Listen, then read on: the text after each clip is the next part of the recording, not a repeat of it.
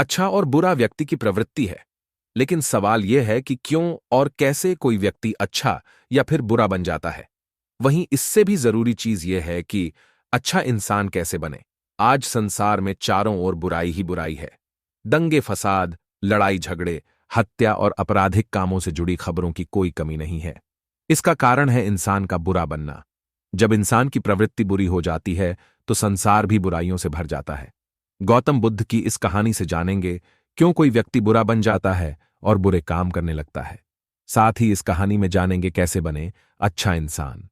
एक गांव में एक शातिर चोर रहता था। पूरा गांव उस चोर के बारे में जानता था, लेकिन इसके बावजूद भी कोई उसे पकड़ नहीं पाया। उस शातिर चोर ने अपना संपूर्ण जीवन चोरी करने में लगा दिया। इतना ही नहीं, आसपास के गांव और नगर में भी उसकी बराबरी का कोई चोर नहीं था। चोर का एक बेटा था जिसे वह अपनी तरह ही शातिर चोर बनाना चाहता था। इसलिए वह अपने बेटे से हमेशा कहता था कि कभी किसी साधु या सन्यासी के उपदेश को मत सुनना। यदि कोई कुछ कहे भी तो अपने कान बंद कर वहां से भाग जाना। बचपन से ही उसका बेटा अपने पिता से इन्हीं बातों को सुनता आ रहा था, जिस कारण ये बातें उसके मन में बैठ गई थीं। ऐसे में बड़े होकर बेटा भी अपने पिता की तरह शातिर चोर बन गया। एक दिन उसे बड़ा लालच आया और वह राजा के महल में चोरी करने के उद्देश्य से जाने लगा। तभी रास्ते में लोगों की भीड़ नजर आई। चोर ने देखा कि लोग एक सन्यासी के चरणों में गिरकर उनका आशीर्वाद ले रहे हैं। वो सन्यासी गौतम बुद्ध थे। चोर साधु सन्यासी से दूर रहता था, क्योंकि उसे अपने पिता से यही सीख मिली थी। लेकिन भगवान बुद्ध को देख वह उनकी ओर आकर्षित हो गया। इसका कारण यह है कि पहली बार उसे किसी तेजस्वी व्यक्ति के दर्शन हुए थे। अचानक उसे पिता की बात याद आ जाती है कि साधु सन्यासियों से दूर रहना चाहिए। चोर असमंजस में रहता है कि वह सन्यासी के पास जाए या चोरी करने के लिए आगे बढ़ जाए। एकाएक उसके मन में यह प्रश्न आता है कि आखिर पिताजी क्यों साधु संतों से दूर रहने को कहते थे। इसका उत्तर जानने के लिए चोर भी लोगों के बीच बैठ जाता है और भगवान बुद्ध के उपदेश सुनने लगता है। बुद्ध लोगों को झूठ बोलने की व्यर्थता और विश्वासघात के बारे में बताते हैं। उपदेश समाप्त होने के बाद सभी लोग अपने घर लौट जाते हैं और चोर भी चोरी करने के लिए महल की तरफ निकल जाता है। लेकिन पूरे रास्ते वह यही सोचता रहता है कि क्यों न एक बार उस सन्यासी के उपदेश में कई बातों को मानकर देखा जाए। इस तरह से वह चोरी करने के लिए महल की दीवार से कूदने के बजाय महल के द्वार से अंदर जाता है। उसे देख महल के द्वारपाल उसे रोकते हैं और भीतर जाने का कारण पूछते हैं।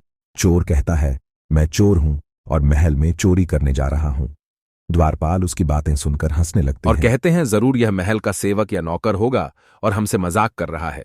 ये सोचकर वे उसे महल के अंदर जाने दे देते हैं। महल जाने के बाद चोर खजाना रखे तिजोरी के पास पहुंच जाता है और तिजोरी को तोड़कर धन और आभूषण को पोटली में भरकर भागने लगता है। तभी उसकी नजर महल के रसोई पर पड़ती है। रात होने के कारण सभी सो रहे होते हैं और रसोई में कोई नहीं रहता है। चोर को जोर की भूख लगी थी, इसीलिए वह रसोई में जाकर पेट भर खाना खा लेता है। इसके बाद चोर वहां से जाने लगता है। तभी उसे बुद्ध के उपदेश में सुनी दूसरी बात याद आती है कि जिसका नमक खाया है उसके साथ कभी भी विश्वासघात नहीं करना चाहिए।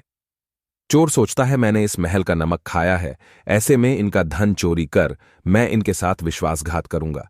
इसीलिए चोर चुराए हुए धन को रसोई में ही छोड़कर जाने लगता है। महल के एक व्यक्ति की नजर चोर पर पड़ जाती है और वह शोर मचा देता है, जिससे महल के लोग चोर को पकड़ लेते हैं और राजा के पास ले जाते हैं।